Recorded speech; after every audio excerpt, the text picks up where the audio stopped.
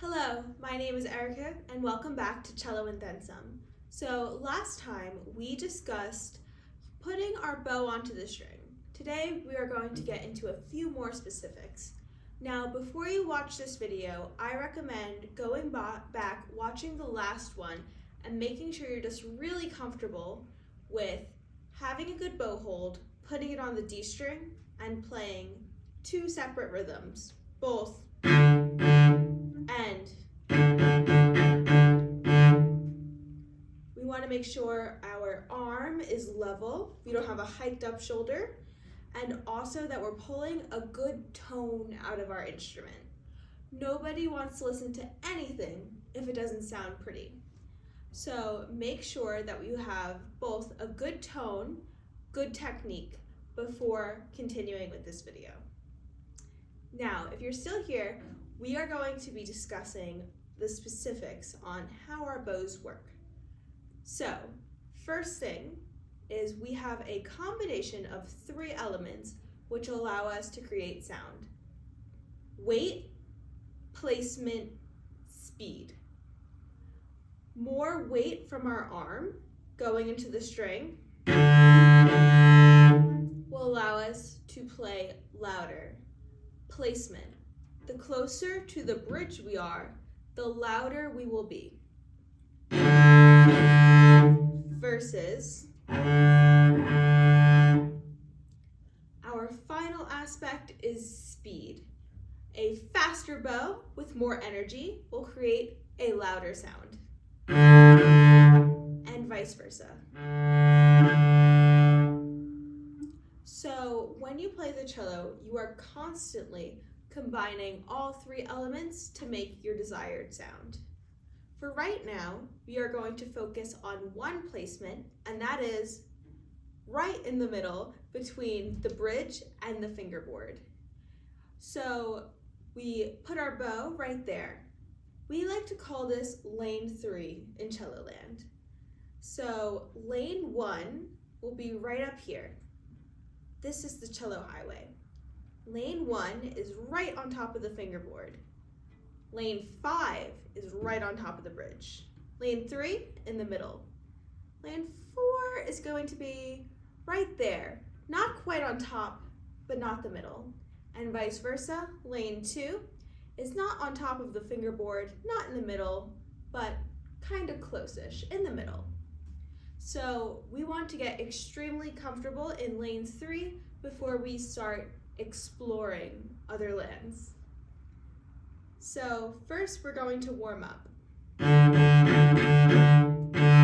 Make sure you have good tone. Make sure you have good tone. Now, we are going to start exploring the A string. This is how I pivot to the A string. I make sure my bow hold is all good, 3 even gaps, tall ceilings, not collapsed. It's a very minimal movement. What I see a lot is people move to the A string and they think they need to bring half of their body with them, but that's not the case. I say the movement predominantly will come from your wrist, maybe the tiny bit of elbow, but we don't really need to include our shoulder quite yet. Mississippi stop, stop is on the D string. Now we're on the A string.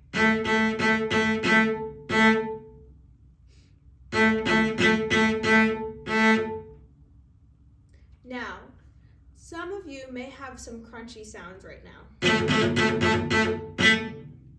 If that's the case, ease off the weight. Just like you need more energy to move a boulder instead of a pebble, when our strings are smaller, we need less exertion in order to get them to move. Everybody ready, go!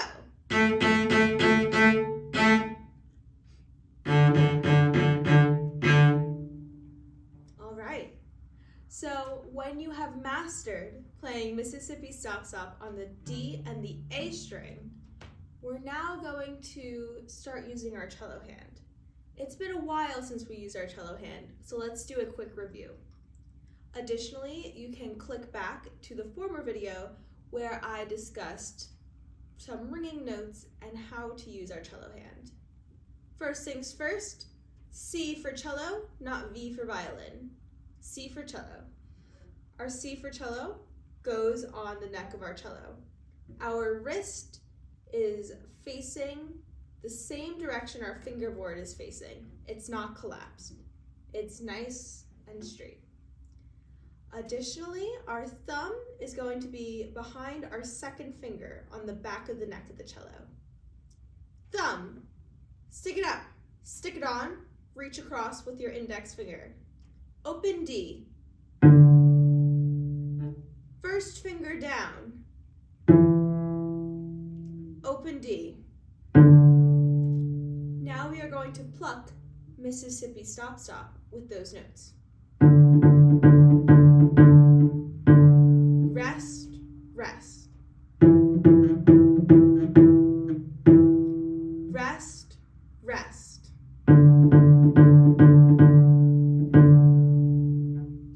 All right, once you feel pretty comfortable with that, we are going to start including our bow. So I just rested my bow in my lap when I wasn't using it, but when I put it down and also when I pick it up, I hold it by the frog, this part of the bow, not the hair.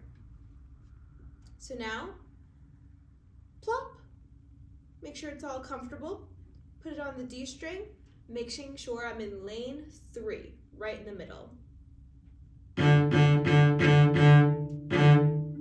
Sounding good. C for cello, find a good place. Everybody one on. Everybody one off. All right, I would recommend getting really comfortable with putting our first finger down. If it sounds like this, we don't have enough weight going into our first finger. Now, additionally, what happens is when we start putting weight in with this hand, we start putting more weight in with our bow hand. So we also want to avoid that. So remember, always full, pretty sound. Don't go on unless you are really satisfied with the beauty you're pulling out of your instrument. Thank you for joining me today on Cello and Then Some, and I can't wait to see you next time.